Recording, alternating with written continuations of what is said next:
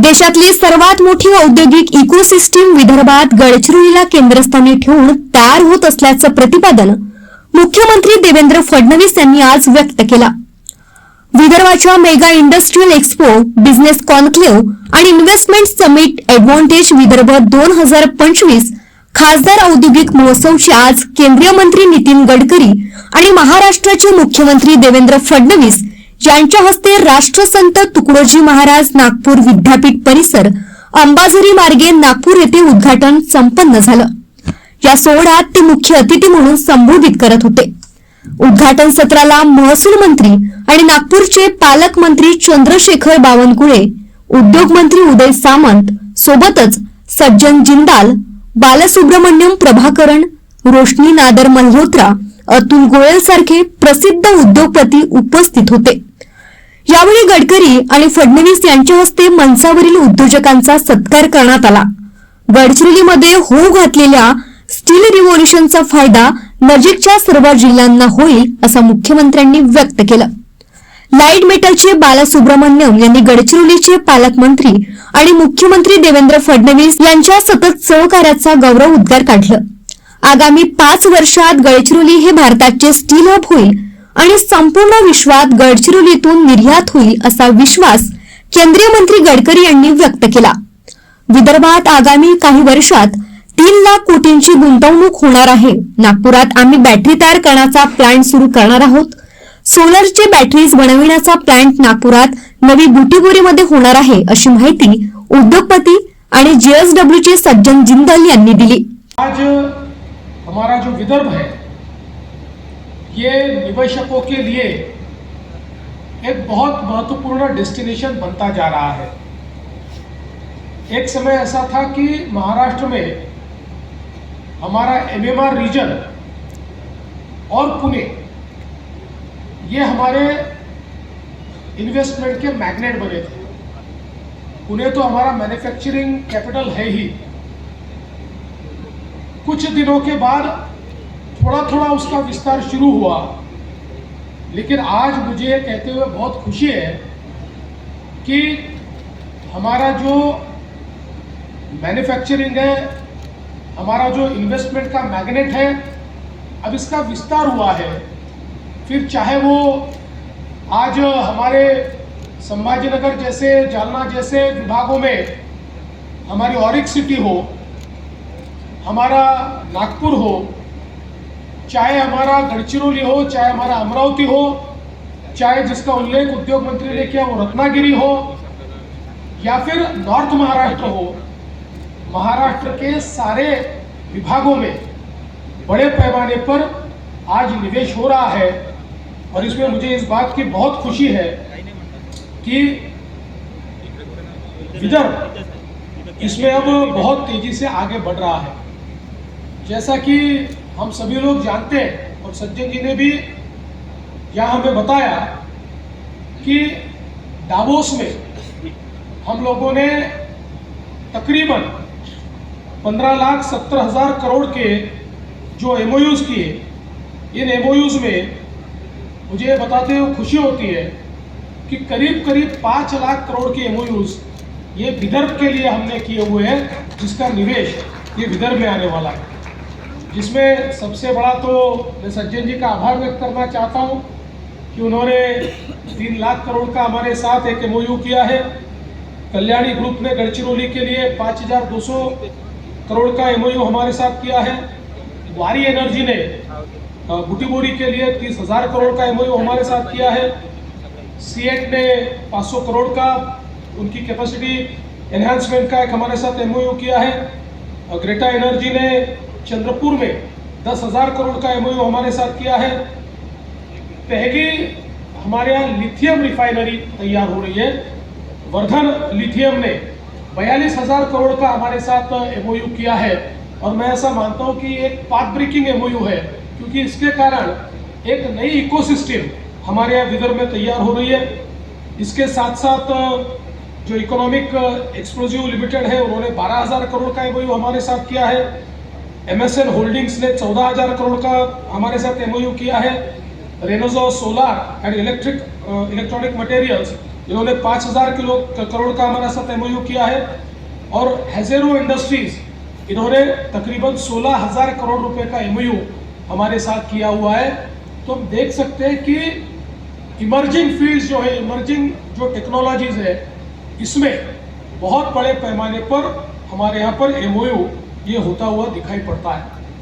कई बार लोग कहते हैं कि एमओयू तो होते हैं, लेकिन ये परिवर्तित होते हैं क्या? तो हमारा अनुभव ये है कि देश में शायद इसका रेट कम है, 45 to 50% है, और महाराष्ट्र में इसका रेट 75%, 85% और 90% तक हमको दिखाई पड़ता है। अगर मैं केवल आपको जानकारी के लिए बताना चाहता हूं कि हमने जो पहली एडिशन की थी मेक इन इंडिया की, उसमें हमारे विदर्भ में 274 एमओयू हुए थे, जिनमें से 119 का एक्चुअल उत्पादन शुरू हो गया, 14 का निर्माण शुरू है, और 57 ऐसे हैं कि जिसकी अभी सारी मान्यताएं पूरी हो गई और वो निवेश करने के स्तर पर है। केवल 5 ऐसे, ओनली 5 आउट ऑफ 274 15,70,000 कोटीचे एमओयू केलेले आहेत। हे शाश्वत आहेत आणि भविष्यामध्ये याची अंमलबजावणी होणार आहे आणि 15 लाख बेरोजगार मुलामुलींना रोजगार देणारं हे महाराष्ट्राचं महायुतीचं सरकार आहे। आणि म्हणून मला असं वाटतं की आजचा कार्यक्रम हा विदर्भामध्ये होतोय, त्याचा उल्लेख गडकरी साहेबांनी या ठिकाणी केला की त्यांनी हा कार्यक्रम सुरू करत असताना खासदार औद्योगिक महोत्सव म्हणून सुरू केला आणि मग विदर्भातल्या सगळ्या खासदारांनी आमदारांनी सांगितलं की गडकरी साहेब तुम्ही आमचे देखील आहात, म्हणून हा विदर्भासाठी सुरू करा। गडकरी साहेब मुख्यमंत्री महोदय तुम्ही आमचे देखील आहात, म्हणून हा कोकणासाठी देखील सुरू करा। आणि मला तर असं वाटतं की हा पॅटर्न प्रत्येक हे देखील तुम्ही देशाला आणि जगाला दावोसच्या एमओयू मध्ये दाखवून दिलेला आहे। मला आठवतं की मी 2009 आणि 2010 सालामध्ये पूर्वीच्या पक्षामध्ये काम करायचो, त्या युथ विंगचा महाराष्ट्राचा अध्यक्ष होतो। आणि मी ज्यावेळी पहिल्यांदा 2010ला गडचिरोलीच्या दौऱ्यावर गेलो, तेव्हा मला असं वाटतं की या राज्याचे त्यावेळी गृहमंत्री आर पाटील साहेब होते आणि त्यांना जेव्हा माझा दौरा कळला त्यावेळी त्यांनी एक पोलिसांची पुढे गाडी आणि एक मागे गाडी मंत्री नसताना मला दिलेली होती। आणि म्हणून मला असं वाटायचं की मी मंत्री नसताना मंत्री असण्यासाठी सारखं जर वागायचं असेल तर गडचिरोलीच्याच दौऱ्याला गेलं पाहिजे। आणि म्हणून मी त्या 2 वर्षामध्ये 5 ते 6 वेळा गडचिरोलीच्या दौऱ्याला गेलो। पोलिसांचा ताफा हा बाजूला ठेवा, पण देवेंद्रजी तुम्हाला आणि माझी विद्यमान उपमुख्यमंत्री आणि माजी मुख्यमंत्री एकनाथ शिंदे साहेबांना देखील धन्यवाद दिले पाहिजे की सुरजागडापासून प्रभाकरन साहेबांपर्यंत ज्या पद्धतीनं गडचिरोलीमध्ये औद्योगिक क्रांती होते, मला असं वाटतं की 2 वर्षापूर्वी मी याच नागपूरमध्ये येऊन राज्याचा उद्योग मंत्री म्हणून मी सांगितलं होतं की गडचिरोलीची ओळख नक्षलवादी जिल्हा म्हणून जी करून दिली जाते, देवेंद्रजींच्या नेतृत्वाखाली भविष्यामध्ये उद्योग नगरी हा गडचिरोली जिल्हा आहे अशा पद्धतीची ओळख करून दिली जाईल। आणि मला असं वाटतं की त्याच्यामध्ये आम्ही 50 ते 60% यशस्वी झालेलो आहोत। आणि म्हणून सगळ्या उद्योजकांना देखील उद्योगमंत्री या नात्यानं मी देवेंद्रजींच्या नेतृत्वाखाली शब्द देतो की कुठच्याही प्रकारचा त्रास आमच्या विभागामध्ये तुम्हाला होणार नाही, अधिकाऱ्यांकडनं होणार नाही, अगदी आरोग्य स्तरावर होणार नाही, ही देखील आम्ही आजच्या कार्यक्रमाच्या निमित्तानं मी देतो। आणि याचं उदाहरण प्रभाकरन साहेबांना चांगलं माहिती आहे। देवेंद्रजींनी असंच मला 1 वर्षापूर्वी फोन केला होता आणि गडचिरोलीच्या त्यांच्या जागेबाबत काही शंका प्रभाकरन साहेबांच्या मनामध्ये आणि त्यांच्या सगळ्या कर्मचाऱ्यांच्या मनामध्ये निर्माण झाल्या होत्या। देवेंद्रजी त्यावेळी देखील तुमच्या नेतृत्वाखाली त्यांना 1 तासामध्ये आपण कम्फर्ट थिएटर 1000 एकर जागेचं दिलेलं होतं। त्याच्यामुळे अशा पद्धतीनं उद्योजकांना सहकार्य करणारं, उद्योजकांना चांगल्या ठिकाणी पाठीशी घालणारं आणि उद्योजकांच्या मागे फार मोठी ताकद उभं करणारं आपलं महायुतीचं सरकार आहे। आणि म्हणून मी पुन्हा एकदा विदर्भात आलेल्या सगळ्याच उद्योजकांना मनापासून धन्यवाद देतो। आणि सुरुवातीला मुख्यमंत्री महोदयजी मी आपल्याकडे मागणी केलेली आहे, गडकरी साहेबांकडे मागणी केलेली आहे की विदर्भातला 15,70,000 कोटी मधला आकडा मी सांगत नाही, विदर्भामध्ये त्याचे किती पैसे आले, मराठवाड्यामध्ये किती आले, कोकणामध्ये आले, परंतु देवेंद्रजींच्या नेतृत्वाखाली औद्योगिक समतोल राखण्याचं काम देखील महाराष्ट्रामध्ये अतिशय चांगल्या पद्धतीनं झालं। आणि म्हणून माझ्या मतदारसंघाचं मी उदाहरण देतो, माझ्या जिल्ह्याचं मी उदाहरण देतो की ज्या ठिकाणी प्रकल्प आल्यानंतर फक्त संघर्ष समिती काढली जायची, देवेंद्रजी तुमच्या नेतृत्वाखाली फक्त माझ्या रत्नागिरी जिल्ह्यामध्ये 30,000 कोटीची गुंतवणूक या डावसच्या एमओयू मधनं आली. याचा अर्थ विदर्भामध्ये जशी औद्योगिक क्रांती होते तशीच आमच्या कोकणामध्ये औद्योगिक क्रांती होते. पण ही क्रांती अजून पुढे न्यायची असेल तर ऍडव्हान्टेज कोकण देखील होणं गरजेचं आहे आणि ते आपण आपल्या पुढाकारानं करावं एवढीच विनंती.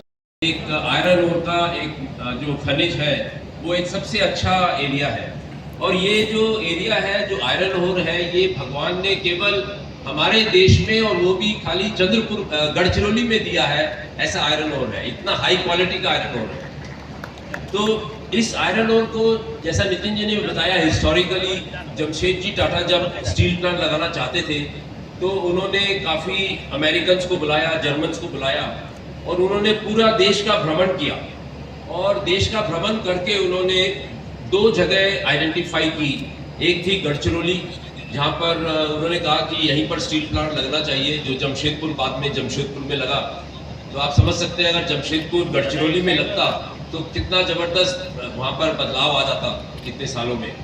लेकिन क्योंकि यहाँ पर कोकिंग कोल नहीं था, उन दिनों फॉरेस्ट का इतना फॉरेस्ट का इतना इशू नहीं था, मेन कोकिंग कोल नहीं है यहाँ पर. तो इसलिए वो जमशेद जी को फिर उन्होंने अंग्रेजों ने जोलॉजिस्ट ने बताया कि वहाँ पर काली माटी जो जगह है जिसका नाम बाद में जमशेदपुर रखा, वहाँ पर कोकिंग कोल भी बगल में था और आयरन ओर इतना अच्छा नहीं था लेकिन फिर भी था, तो उन्होंने फिर वहाँ पर वो प्लांट लगाया. तो अब गढ़चिरौली का समय आया है, प्रभाकर जी ने वहाँ पर जो है पूरा बदलाव लेके आए हैं और आयरन ओर की माइंस को उन्होंने डेवलप किया बहुत तेज़ी से. ज़्यादातर उसका आयरन ओर हम लोग यूज़ कर रहे हैं हमारे प्लांटों में, जो कि मुंबई के पास में जो प्लांट है उसके अंदर यूज़ कर रहे हैं और भी दूसरे प्लांटों में भी यूज़ हो रहा है. लेकिन ये इतना बड़ा खनिज की संपदा है यहाँ पर कि उसके लिए यहाँ पर एक बहुत बड़ा स्टील प्लांट लगाने का जो मेरा एक सपना है और जो देवेंद्र जी का सपना है, नितिन जी का सपना है, हम सबका सपना है कि यहाँ पर JSW की तरफ से हम लोग एक 25 मिलियन टन का स्टील प्लांट यहाँ पर लगाएंगे. और ये ना केवल दुनिया का सबसे बड़ा स्टील प्लांट होगा बल्कि ये दुनिया का सबसे सुंदर और खूबसूरत और एनवायरनमेंट फ्रेंडली स्टील प्लांट होगा. और ये स्टील प्लांट जो है करीब 1 लाख करोड़ की लागत से बनेगा और ये अगले 7 से 8 साल में पूरा 1 लाख करोड़ की इन्वेस्टमेंट होगी. पहला फेज तो 4 साल में शुरू होगा लेकिन पूरा इन्वेस्टमेंट होते होते करीब 7 से 8 साल लगेंगे. और पूरे क्योंकि विदर्भ जो है वो हमारे देश का सेंटर ऑफ द कंट्री है, तो यहाँ से लॉजिस्टिकली भी ये सबसे अच्छा एरिया है. यहाँ से सब जगह railway. This was only possible, and I feel not only in mineral wealth, people say about iron ore, Western Australia, Perth, which says that is the leading, that controls the entire iron ore of this entire world. But I can very say with my 30 years of experience, our quality of iron ore and our quantum of iron ore what we have should be at least equal, if not more, with a very high grade of iron ore. We are talking about green steel making. We have got very high grade of iron ore so that the entire coking coal what we need can be of less consumption in this area, and also excellent, energetic and determined people, and especially women. I like to say in all walks of our life, be it welding, be it plumbing, be it mine operation, be it my pellet plant operations or my sponge iron operations, I have got women workforce in every walk of life, and I have a huge support from them, very good attendance. I don't feel there is any other place better than Vidarbha and Gadchiroli. It can all happen. It is a great place, and definitely I feel Gadchiroli is going to rewrite the entire world economics of steel making. So it has got room for everyone.